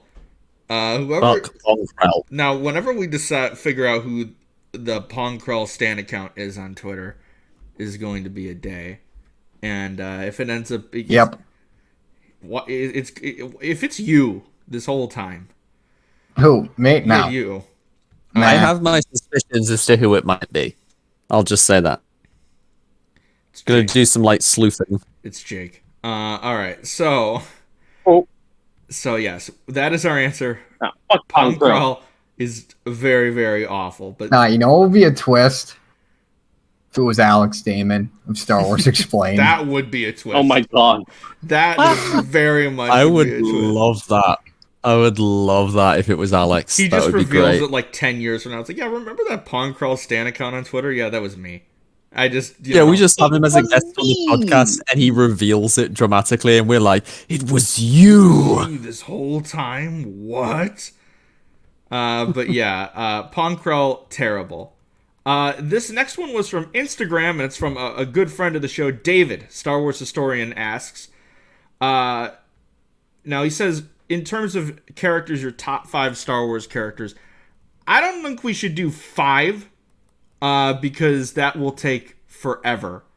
But if we I'm want to good go, with 3. yeah, if we want to go around and say our top 3 or at least our favorite, because a lot of these are top 3s because of the prompt that Chloe gave us. Thank you again, Chloe, for helping us out here. I appreciate Yes, you more than thank we can you. say. Thanks, Chloe. But my top 3, so obviously Obi-Wan is my favorite. I've said that a whole bunch. Like, he is my all-time number 1, Star Wars or not. The only one that comes close is Peter Parker, but because he exists in so many different forms of media, it's tough to say because there's so many different versions of Spider-Man. So I always go with Obi-Wan. And then I go back and forth between Anakin and Rey as my 2 and my 3. Sometimes Ahsoka slips in there, sometimes Sabine slips in there. But right now I would say it's Obi-Wan, Rey, and Anakin in no order. But Obi-Wan is at number 1. If anyone else wants to take the rails. I mean, I'm pretty much the same, really. Like, Obi-Wan is my absolute favorite, like, no contest. Like, yeah, he's always sort of been there, you know, from like since I was like 8 or something. You know, like, Obi-Wan is just, yeah, he's the GOAT. And then you have, as number 2, I would say, is Darth Vader. Like, primarily Darth Vader, but also the more I've reconciled Vader with Anakin, the more I would pretty much just have Anakin / Vader there now as my second favorite. And then 3 is kind of malleable. So, like, oftentimes Rey has been there recently. Also R2-D2 and Ahsoka, I think, all kind of like jockeying for position there. But yeah, that's my top 3. All right, so Connor's is Ayla Secura, Tala, and then someone else. So, all right, Jake. Depa-balaba. Yeah, Depa Balab. Incorrect, actually, if we had to do top 3 rebel leaders. I was gonna say, we're just forgetting Cal Kestis. Oh yeah. No. I was just He's going not off of his. I was going off. No. No, we haven't even touched on Keith Trennis. Yeah. No. Shit, yeah. Sorry. No. All right. First of all, we gotta. No. I gotta say, Leia Organa. Okay, top 3 rebel leaders in terms of, like, if you put these 3 people together, Exegol doesn't exist because they would just destroy it because they're that powerful. Emperor Palpatine gone. Imperial Remnant gone. Anything resembling the Empire gone. If you put these 3 rebel leaders together, it's over. Tala, Leia Organa, Harrison Dula. 100%. The Nice. war is over. Yeah. Actually, you know what? There's not even a war. Not even a war. It's that quick. It's like, what's the Star Wars equivalent of Charlie's Angels? Because I think it's this. Like, just the It's 3 of them. that. I just got reminded of a line from the Lego special film. It's like, oh my god, is there a second order? Does Palpatine come back again? I just. But no, in terms of my top 3 Star Wars characters, from 1 to 3, it would have to be Cal Kestis, Ezra Bridger, and Keith Trennis. Ezra Miller, Nice. did you say?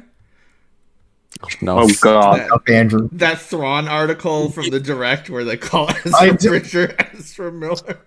Dude, I think every single pop culture article site needs to have a Star Wars fan on their staff Yeah, to that's proofread their stuff. Thrawn. So they just don't Ezra Miller. associate like with like an absolute. They don't associate poor Ezra Bridger with with what is an absolute menace right now. Unless that was the leaked Ahsoka casting. God, no. Ezra Miller as Ezra Bridger. No. No, he's Connor, already... don't say anything. Connor, don't say anything. I won't. don't get us sued, please. Get them away. I would like Get to. them away. No, I would like this podcast to keep growing. No, like legitimately, Connor and I cannot speak on this matter. All right, Jake, your top Shit, 3, yeah. please. Okay, Anakin, easily, like, without a doubt. I usually lump Vader in there just with him because, they're the same. Number 2, probably Ben Solo and Kylo Ren. And then, like, my 3 is just always fucking changing. Sometimes it's Rey, sometimes it's Avar Kriss, sometimes it's Qui-Gon, sometimes it's fucking Ahsoka. Like, it's just all over the place. Yeah, no, it's very tough. Fair enough. I guess this is a little tease that if you want more of characters, Jake and I are both independently working on our top 100 characters lists that we're eventually going to team up and turn into a project here. But that's going to take some time because to do like a tier list. I'm literally going to have to do like a list of like 150. Like I know there's going to be some tough cuts. What I've been doing Live is stream I've been that doing shit. like my top 30 from like every era, and then after I finish that, I'm gonna sort through those and pick out my top combined 100. That'll be really cool. I'm still trying to figure out how I'm going to do mine. And I know I have to add a cutoff date because I just know that while I'm writing the list, there's going to be another character that just jumps onto the list and I have to change everything. That's how it always works. But yeah, I'm going to have to figure out what that is depending on when we start it. But thank you, David, for the question. I really appreciate all your support you give and all the promo that you do for the pod. It means the world to me, and I'm sure it means the world to everyone else here. And I got to have you back on soon because that Queen's Hope episode we did was awesome. Another SWE Discord regular, Mando-1221 asks, what's your favorite era in Star Wars? So I'm guessing this isn't like the trilogies in themselves, but the actual era of storytelling. For me, like the original trilogy is my favorite. And it's tough not to say High Republic, but the prequel era has always just been my favorite, whether it be the designs, the planets, the politics. Now we know that the Jedi weren't like the best during this era, especially compared to the High Republic era and stuff like that. But just growing up and seeing like all of these different Jedi and watching the Clone Wars, it's always had a special place in my heart. And like Naboo and Coruscant are 2 of my top 3 Star Wars planets of all time. I hope that doesn't spoil a question that we have later, because I haven't proofread this Google Doc in quite a few days.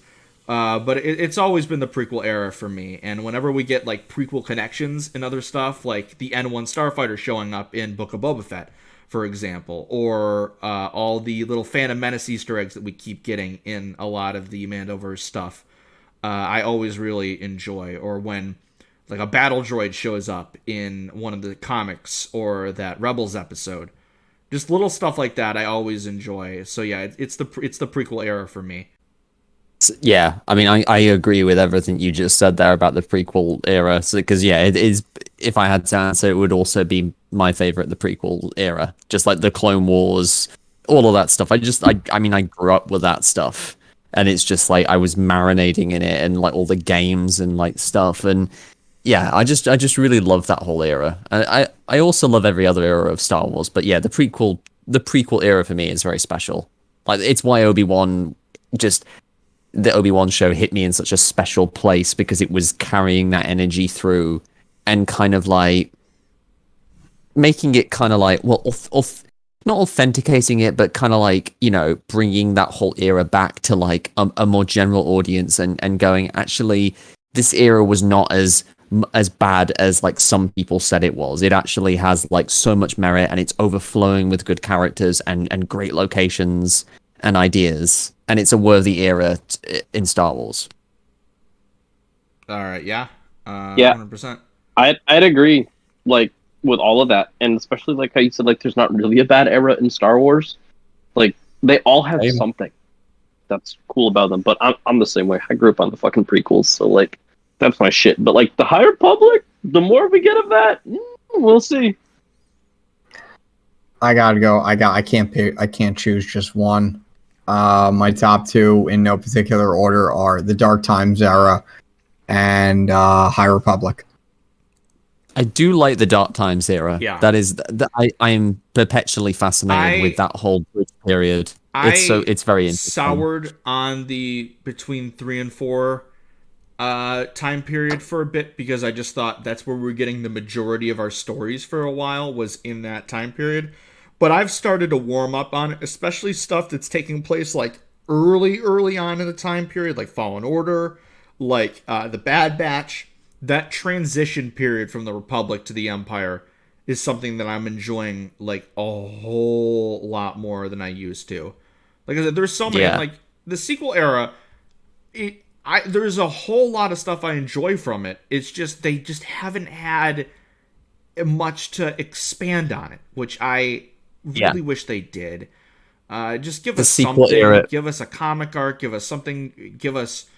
You know, I love the Lego specials, and I hope they never stop making them. But just give us something in the era, because they really need to. And if they don't, I'm going to start writing it. So hire me. Funny you say that, Andrew. Yeah, funny I say that. Is there a story group I can join?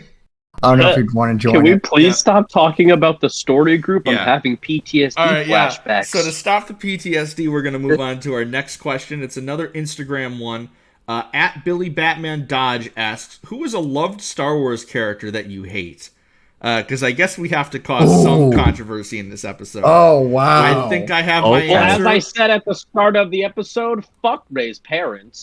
Okay, this is about to get spicy. I think I have my answer, but I don't want to go first. So does anyone else want to I just did. Andrew, now it's your turn. I don't hate him. I don't hate this character, but I'm not like huge on him as most people are. Luke.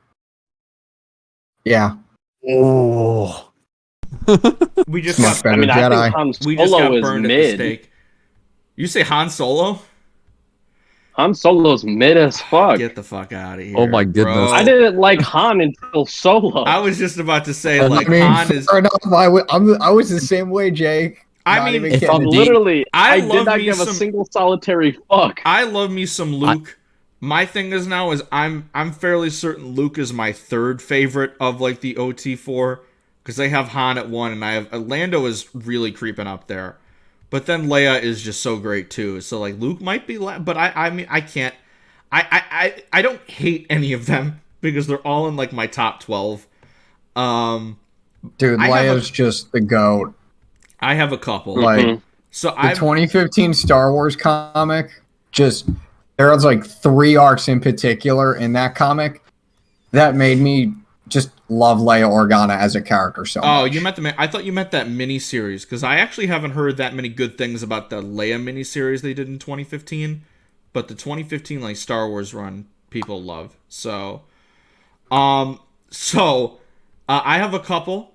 So Grievous is one that I've talked about that I have a very complicated relationship with. It's not that I hate Grievous, I am very disappointed by Grievous. Because his first introduction in Clone Wars 03 was so great, and everything since then has been like, okay, this is a cool character, but he could be so much better. And like Lair Grievous was kind of like that turning point for me last week, but there's still just an aura about him where I'm just like, I wish there was more. Phasma is another one. I think that's just more due to disappointment and us like giving expectations that weren't met. Again, funny you say by that. By the filmmakers, because they just, it's like, oh, why did she get this book and this comic that were so great? And it's like, oh, they revealed, I think it was Pablo Hidalgo that said, oh, because we just didn't have any long-term plans for Phasma, so she was free reign for the publishing side. It's like, all right. My answer for the longest time for this was Boba Fett, but Mando and Book of Boba Fett have changed that. But if we're talking like anything before that, I thought Boba Fett was the most overrated character, like maybe of all time. But dude was a punk bitch. But especially because the most obnoxious fanboy voices would not shut up about him. It's like the Dark Knight Returns for Batman fans, where people get so obnoxious about it that you just start to resent the story's presence. Just like I think some of us Star Wars fans started to resent Boba Fett a little bit because so many of the the prequels are stupid. Jar Jar is like a terrible character. Yeah. Oh, Razor Mary Sue. They would always kind of you always got the sense that those people would big up characters like Boba Fett when when I did my first attempt at a Star Wars pod with my old co-host, she got on me because we did a top, I think, 30 list for characters. And I had Jango on the list and didn't have Boba at all. And I got really shit on for that because that was still in the, we're not fully in the prequel loving age just yet. That was late 2019, I think, early 2019. But I stood by that for the longest time. But now that Boba is a more fleshed out character, I mean, say what you will about that show, but when people are like, oh, they ruined Boba Fett, I'm like, no, they actually made him interesting. He wasn't interesting before. He was just a cool guy in armor. He didn't have any character to that. So yeah, I'm still sitting here waiting for a Book of Boba Fett season 2. So those are my answers. Jake, was yours Han, or do you have, or no, it was Ray's parents. Never mind. And then fuck Ray's parents. I do not like them at all. I feel like they were written to be likable, but I just genuinely cannot fucking stand them. Han, I just think is overrated. I actually love him, but I think he's wildly overrated. So that's fair enough. Is it with Conor with Luke? I feel like, yeah. I mean, let's be honest.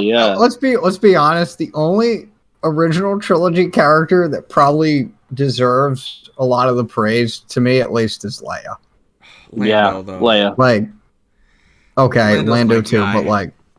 but also Leia. Let's be honest. Without her, none of this would have happened. I mean, fair enough. Yeah. Don, did you answer? My answer. No, I was about to give my answer. See, my answer would probably would have been Han, but I think thinking now, and this is more of a kind of love-hate relationship thing with this character, but I'm gonna say Markion Ro.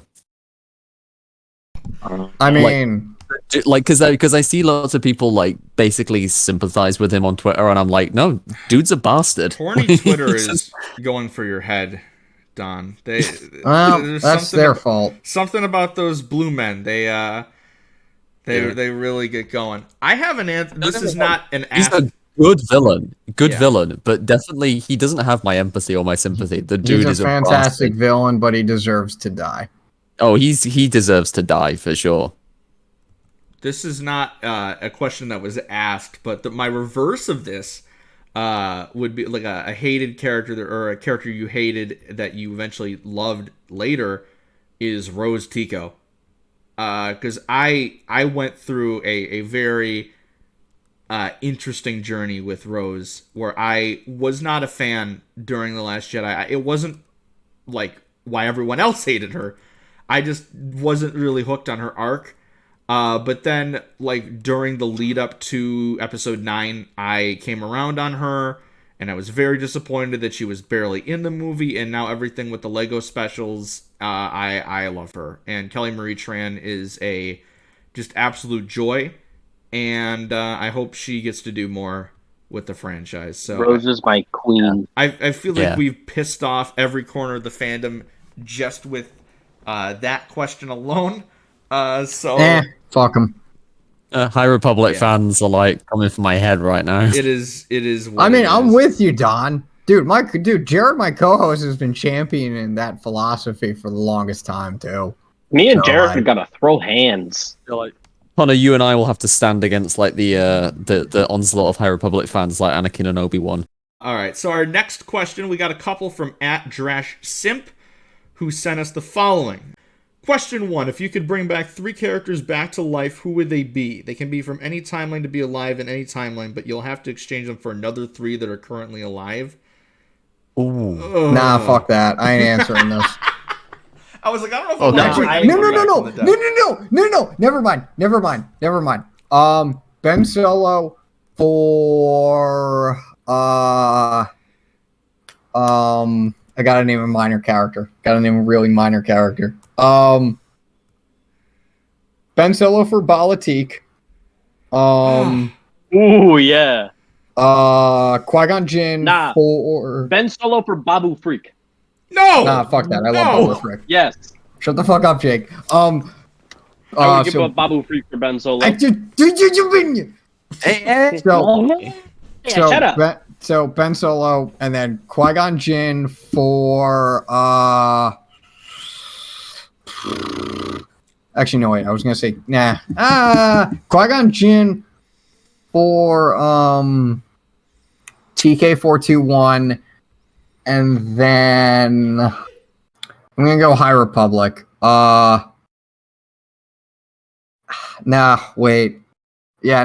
Jorah Malley for damn it, I can't think of Xylan Graf.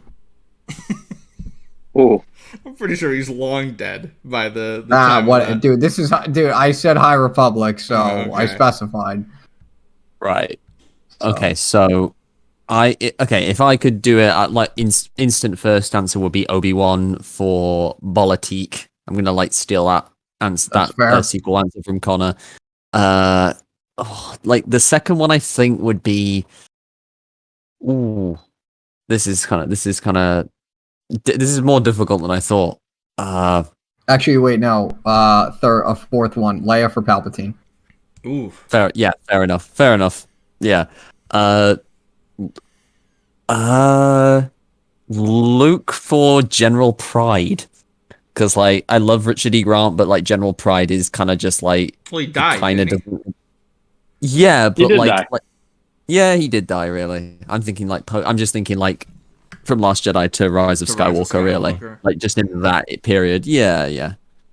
And third, this is actually interesting to try and think about. What's a character I would have liked to have brought back? I'm drawing a blank. I'm gonna just go with those two. I'm gonna go with the chaos answer. I'm gonna go with Ron Perlman's shitty ass for Ahsoka. I'm gonna go with Stubby for Anakin, and I'm gonna go with Wow. Hold on, who else? Oh, this is gonna be like the worst one. General Die for Andrew, you're lucky Kenobi. that my laptop is on 1%, or else I would lose my fucking shit right now. I mean, it's- your most chaotic one could I'm- be like Bon Krell for Luke Yeah, Skywalker. I'm just gonna go with the ones, Exactly. the ones that would make the Clone Wars an objectively worse show. Which, like, right. speaking of, if I randomly cut Yeah. out, it's because my laptop It's because died. Jake's So, gotta grab yeah, a charger.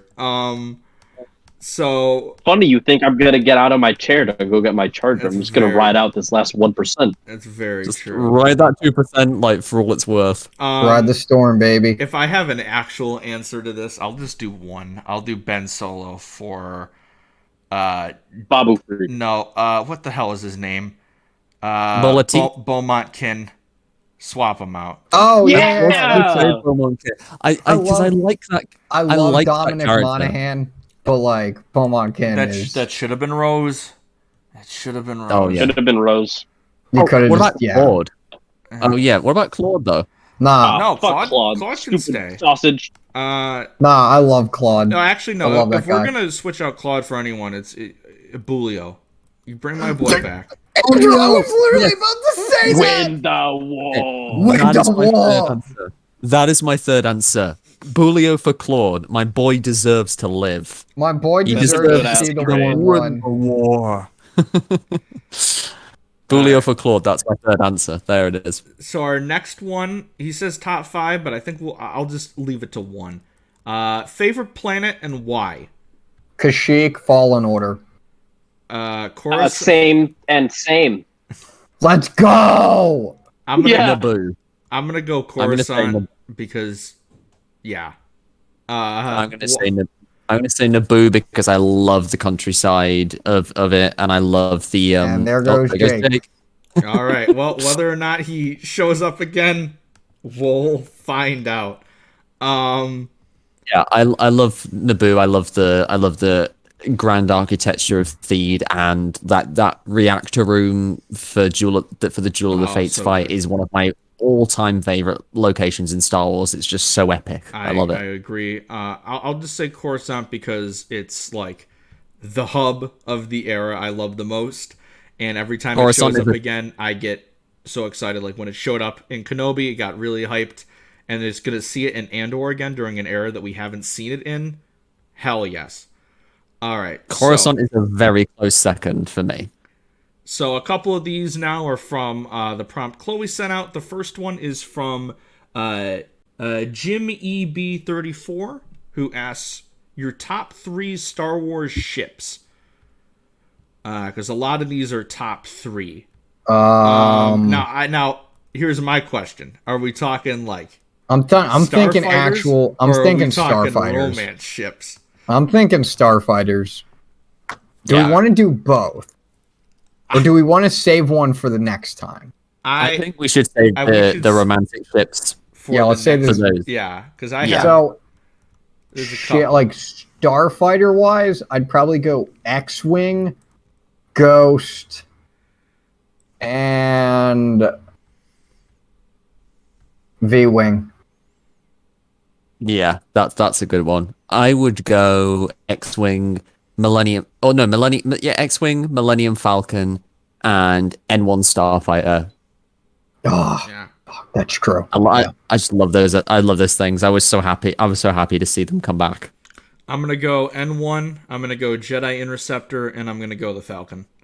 Honorable mention: it's not technically a ship; it's a droid, but the Vulture droids are my shit. And then X-wings are so cool, but I just don't have any room for them. Same for me with the Jedi Starfighters. They're like a close fourth. I love the Episode 3 design. Yeah. And then Jake is still dead, so we don't know when he'll be showing back up. If so, we'll who knows? We're all kind of just figuring things out as we go. Next question at 12:06. Genghis Khan. What kind of name is that? Says top 3 Jedi. I'm gonna switch this up, and that's easy. I'm gonna do. See, you can do what you want. I'm gonna do background or like prequel Jedi or like. But you top if you 3 do, prequel Jedi. So I'm gonna like. do. Are we talking background prequel I'm Jedi? doing background characters. Yeah. I like that because like my top 3 characters are my top. Jedi. My top 3 characters are my top 3 Jedi. So I'm gonna do background. Prequel characters. One would probably have to be. Oh, that's actually a good one. Actually, wow, I left it. Oh, Depa Balaba. Duh. 2 would probably have to be. Ooh. All right, come back to me. All right, I'm gonna do Plo Koon at 1. Speaking of which, I got someone claimed that he wasn't a glup shitto for me the other day. But if we're just talking the movies, the man has no dialogue like in any of the films. So yeah, I will call him. It wasn't even a glup shitto. It was just a character that has very like minor importance. And I said Plo Koon, and I said how is that doesn't count. But I'm like he doesn't speak in the prequels, but he's Dave Filoni's favorite character of all time. So I got Plo Koon at 1. I'm gonna go with. I'm going to be a basic bitch. I'm going to go with Aayla Secura at 2 and Kit Fisto at 3. Just because I just think they are really cool. But there's a couple... Oh, wait, no. Scratch everything I just said. So Kit gets kicked off. And then Aayla gets moved to 2. No, Aayla gets moved to 3. And then Yarl Poof at 2. Because that's my guy. Nice. I would go with Plo Koon at number 1, Aayla Secura at number 2, I think, and then number 3 would be Barriss Offee. Oh, I love Barriss. Oh man, Yarl Poof was just a meme choice. But she'd be higher than Aayla, but like she has like something of a limited appearance in the Clone Wars. She's more like higher up in the ranking for me because of just her overall potential and how strong an impact she makes in the fifth series. Yeah, I'm just like going off of like, oh, really like that character. Like he's just really cool. I mean, that's why Aayla Secura is on my top 3. Exactly. So yeah, I'm shocked she didn't make it onto Connor's. Oh wait, hold on. No, I think she will. I forgot you never finished yours. Yeah, I never finished it. So I'd probably have to go just looking at as many as I can. Because there's so many. There's so many Jedi. If we're talking prequel era, I'd probably go Depa. Probably Depa Billaba, Ayla Secura, and Adigalia. Oh, that's a good But choice. also, there good. could be so many other Jedi that could be part of that. Like, There are so many. no, wait, I'm an idiot. Depa Billaba, Katuni, Oh, and Ayla Secura. Yeah. I gotta throw Gungi on there somehow. Then, if you're throwing Katuni, um, I mean, dude, Gunji's Gunji's the goat. I love that. I love that little guy. I've He's got alive. Quinlan Voss as number 4, and then Gungi is number 5. How did I I forget think. about Quinlan? All right, let me redo my whole list. So Plo Koon at 1, Quinlan Voss at 2, and Ayla Secura at 3. But Barris is on there somewhere. There's a couple other great, like Luminara. Like I'm just kind of going off of, just that character looks cool, and like not really taking the Clone Wars into consideration with this one, but. It is what it is. Coleman Trevor gets an honorable mention too for almost Dude, my ending the Clone Wars before it even started. Dude, my favorite headcanon that my co-host Jared of Knights said was that like he had to have been like just hyping himself up. You know, like how like there's that really just small improvised scene in Phantom Menace where before the ray shields the ray doors open, Obi-Wan's just bouncing on the balls of his feet, just hyping himself up to fight Maul. Like my co-host Jared was basically thinking like Coleman Trevor was doing that, but like just like moving his arms, being like, all right, we got this, we're good, we got this. We're gonna end we're gonna fuck up some droids. I'm gonna take down Count Dooku, and just like he was just hyping himself up to be the man. And it just completely just did not work. I know there's a clip of that for him because he was on the council. So like I have to find it because we did an episode on the Jedi Council members, and that clip lives rent free in my head in the best way possible. But yeah, Coleman Trevor's definitely up there. If that dude had lived, if Coleman Trevor had lived, Obi-Wan would never have been have had to go on the council, and Anakin would never have a reason to be pissy that he is not on the council. Anakin also. Oh yeah, that's true. That is no. true. Sorry, yeah, he wouldn't be as resentful of the fact that he is not on the council but doesn't have the rank of master, because like Obi-Wan wouldn't be on the council then. So Anakin, if anything, would feel elevated. He'd be like, I can take the lack of Jedi master. But like if Obi-Wan's there also being a Jedi master and on the council, he's like, damn it. This is outrageous. It's unfair. Indeed. All right, so we have a lot more questions that we can get to. However, we're going to save some of them for next week or a future episode, whatever we have planned. Thank you so much for sending in the questions, and we're going to end things off. Radiant AJ asked top 3 bounty hunters. And then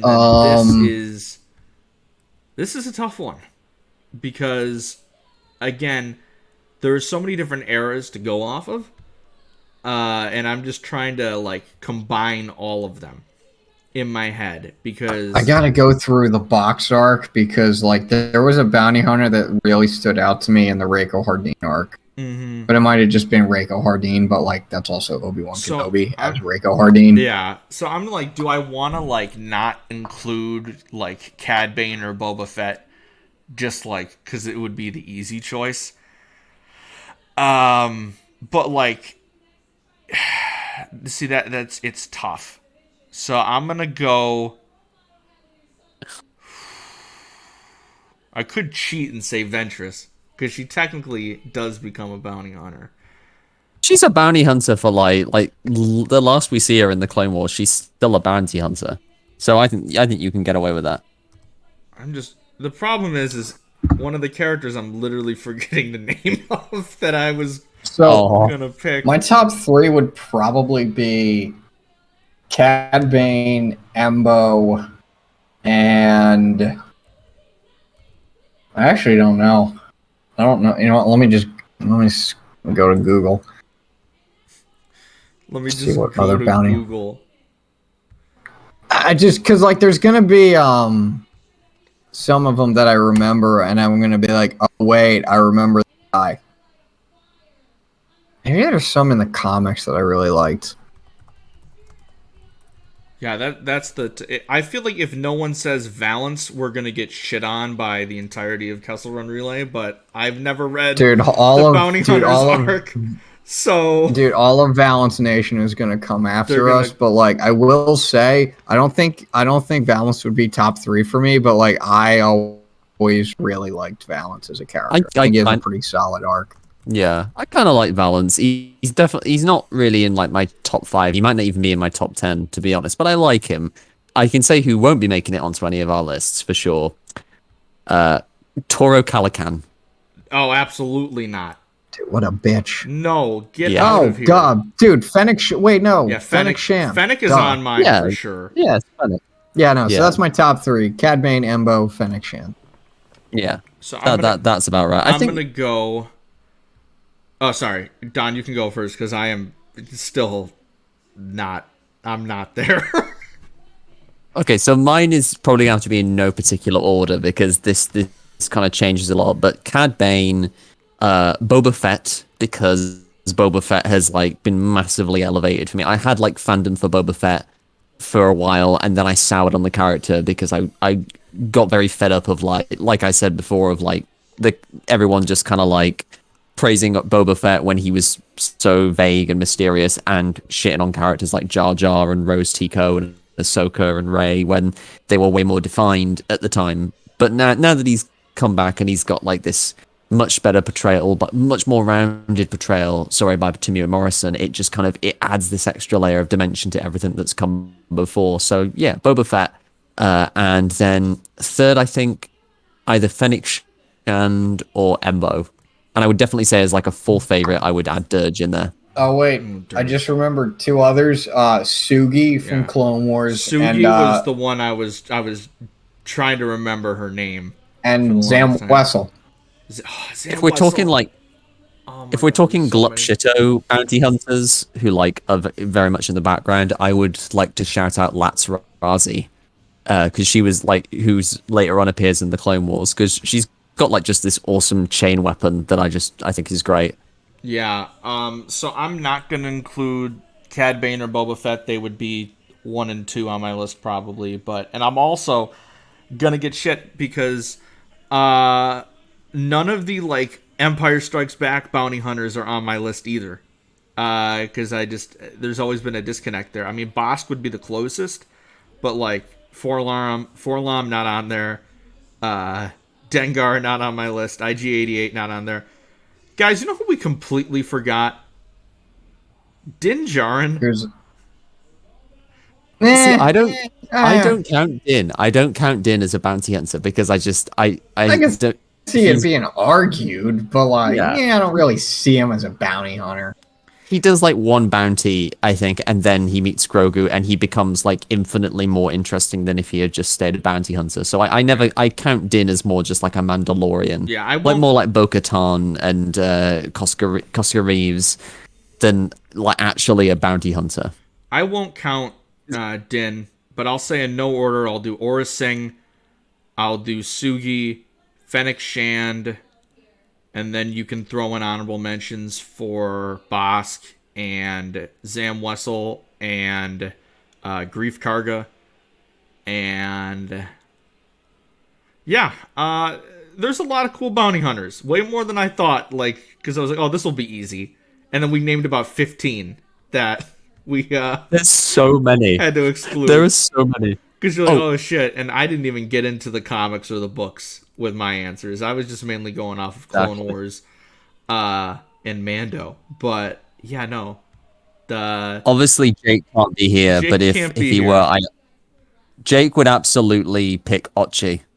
I know Oh. for a fact he would pick Ochi. Yep, 100%. Can Can I just point out as well? I've never really had the chance to say this. So one of the articles I wrote for Star Wars Editor was literally a piece speculating which bounty hunter type characters could appear in the Book of Boba Fett, and I was like, oh, some of these are going to be like really ambitious. Like I thought when I put Cad Bane on there, I was like, oh, there's it's a long shot, but you know he could be in it. And then like all the other characters that I thought were dead certs, like Bosk, they never show up in the show, and then Cad Bane did, and I literally write in the article, if there's one character who's going to show up, it's Bosk. And I was just sitting there by the end of it going like, I can't believe Bosk didn't show up. Like, not even that once. was me the whole time, like every episode, like, all right, so this is where Kira's showing up, right? And then this is Dude, we where tricked Kira's showing ourselves. up. And then this is where Like the whole Star Wars community gaslit itself into thinking there was going to be like an Emilia Clarke cameo at the end of the Book of Boba Fett, and then we were all just like, what? When it didn't happen. Like, yeah, no. I completely forgot. Chrysanthemum deserves a spot on my list somewhere, but I just don't have room if it's top 3. I'm so sorry, buddy. Exactly. All we right. should have just made this a top 5. We should have just it would made be much easier. this one. Yeah, damn it, it's a top 3. All the other ones, I'm like, yeah, we'll shorten it to 3. This one, it's like, let's increase. Do like this a one. redo. Of, Yeah, let's do like a redo of it, like next time when Jake is here. Yeah, and then like our whole list of bounty hunters will have changed anyway. So like, we just make that the entire focus of next week. It's just like, all right, our bounty hunter list, let's do it. And then we still, like, the whole time just keep screwing it up because we keep thinking of other characters halfway through. No, wait, I just thought of Hrothgar Deng. Because it's like, because then there's like bounty hunters, obviously, but then like if you morph like bounty hunters and smugglers like together, we'll be here for 5 years. But if we're just talking bounty hunters. Yeah, or like Hondo, like I wouldn't consider him a bounty hunter. That he's a pirate. So like, yeah, there's a lot. But yeah, that's a very chaotic way to end things off. Again, thank you to everyone who sent in questions on Twitter, Instagram, Discord. We appreciate all of you, and we will get to more of those on a future episode, and we are very excited to answer the rest of your questions. If you have any more questions for us, feel free to send them to us on Twitter @ForTheRepubPod, and we will answer them on a future show. Next week next episode, we are going to be tackling Jedi Crash and Defenders of Peace. There's another episode in there that we have to figure out how we're going to cover it because it is a standalone one. So we might just group those together, or we'll cover that its own week and then do something fun along with it. But we'll get to that when we get to that. 2-episode arc? It's a 2-episode arc, yeah. I could have... Wow. So I think it's a 2-episode arc, and then there's the standalone episode, which is Trespass. And then I think we jump into Ryloth, and then that's it for season 1. I think. No, it's Blue Shadow Virus and then Mystery of 1,000 Moons. I completely forgot about Blue Shadow Virus, which is going to be so much fun. So we'll have to lump Trespass in with one of those arcs, or we'll cover it separately and then, like I said, do a fun little segment that week too. But we'll figure that out when we get there. But we are almost near the end of season 1, which is crazy thinking about it. But yeah, this has been fun. Shout out to Jake, who did not make it through the full episode. He's probably crashed at this point, but it is okay. I'll do his promo for him. You can follow him, JediJake __ on Twitter. He's been called the king of bad takes for a reason, but we love him here. We do. I respect it. Now him saying Rey's parents are terrible, we're gonna have to fight over that one. But that's another thing for another time. As for the rest of you, where can we find y'all? You can find me on Twitter at Donovan Mead, where I post a lot about Star Wars and film stuff in general. And then you can also find me on Star Wars Editor IG.com, where I've written articles and also write for SWEF, such as Scars of War, which I released a couple of months ago? Twitter at @DepaBanana. I talk Star Wars, and yeah, that's pretty much it over there. I also co-host another Star Wars podcast, Knights of the Nerd Republic, over at the Nerd Academy podcast. You can find us on Twitter, Instagram, YouTube, wherever you listen to podcasts. And I want to say, sweditor.ig.com. I haven't written an article in like a few months, but I also write stories. I do have one coming up called The Hidden Kyber. It is part of our new initiative that we have coming up called Dawn of the Order. It's a story, set shortly after the events of Jedi Fallen Order, and it stars Seer Junda and Cal Kestis. So it's coming along decently nicely, I would say. Super excited for I'm that very one. excited. Yeah, me too. You can find me on Twitter, Instagram, TikTok, and Twitch at Starlight Andrew. You can follow the podcast at For the Repub on Twitter or For the Repub Pod on Twitter and at For the Republic Pod on Instagram. We also opened up or started posting on our YouTube channel, so you can check that out, For the Republic Podcast. I'm slowly putting up our backlog on there, and then we'll be doing some fun content on there in the future. So catch you back here next week, and until then, may the Force be with you always.